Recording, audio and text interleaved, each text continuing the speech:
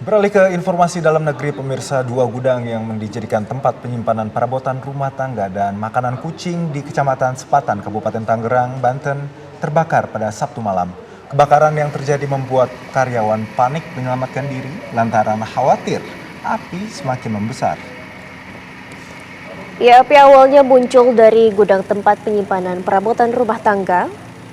Karena banyaknya bahan yang terbuat dari plastik membuat api semakin membesar hingga merembet ke gudang tempat penyimpanan makanan kucing. Sebanyak 8 unit mobil damkar dan 45 personil dikerahkan ke lokasi. Api berhasil dipadamkan setelah petugas berjibaku selama hampir 4 jam.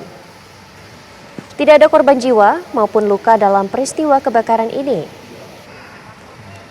Sementara itu belum diketahui juga penyebab pasti terjadinya kebakaran dan hingga kini polisi masih melakukan penyelidikan.